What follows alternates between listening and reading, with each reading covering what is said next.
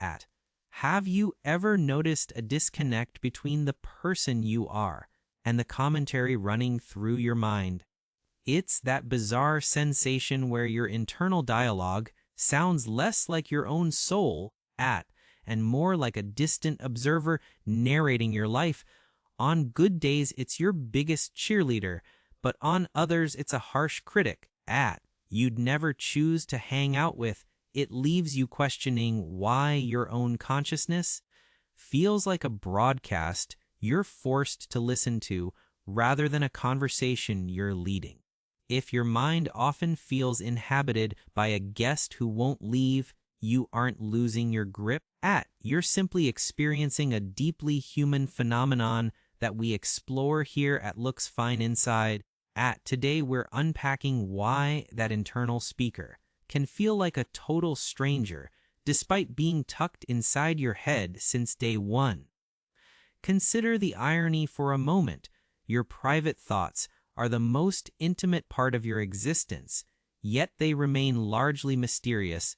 You might find your mind leaning into melodrama, biting sarcasm, or relentless negativity attitudes you didn't consciously invite to the party. It might dredge up old insecurities or viewpoints you've long since moved past, forcing you to wonder if these are my thoughts.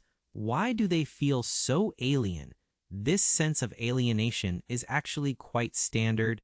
Our brains are essentially thought-generating machines that operate on autopilot.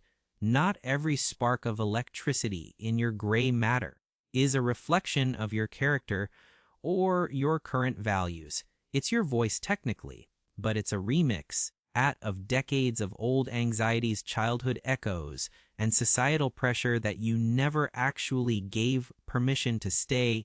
Think of your mind not as a solo performance, but as a crowded theater ensemble. There isn't just one you in there. There's a whole roster of characters. You've likely met the cynical judge, the frantic strategist, the doomscroller, and that younger, smaller version of yourself still trying to prove they belong. These different personas are fueled by specific neural regions, while your logical center tries to stay grounded. Your emotional core is shouting from the sidelines, and your brain's processing centers turn those abstract signals into something that sounds like spoken words when a deep-seated belief from your past suddenly takes center stage. It feels foreign because it's a relic of an older version of you. At Looks Fine Inside, we believe understanding this cast of characters is the first step toward peace. We often forget that our internal monologue didn't develop in a vacuum. It was built by the world around us. Your mental tone is a mosaic of how you were spoken to as a child, the weight of family expectations, and the silent judgments you felt from peers. If you grew up in an environment where mistakes were catastrophes, your inner voice likely sounds like a drill sergeant. If you've spent years absorbing the curated perfection of the digital world, that voice might constantly whisper that you're falling behind. These external influences seep into our psyche over time, so when your thoughts feel out of character, you're often just hearing the residual echoes of environments and people you've encountered along the way. Nowhere is this stranger in the head feeling more intense than during a bout of imposter syndrome. You hit a major milestone, and instead of a celebration, your mind starts an interrogation. It tells you that you're a fraud, that you just got lucky, or that the floor is about to fall out from under you. That isn't the voice of your true potential.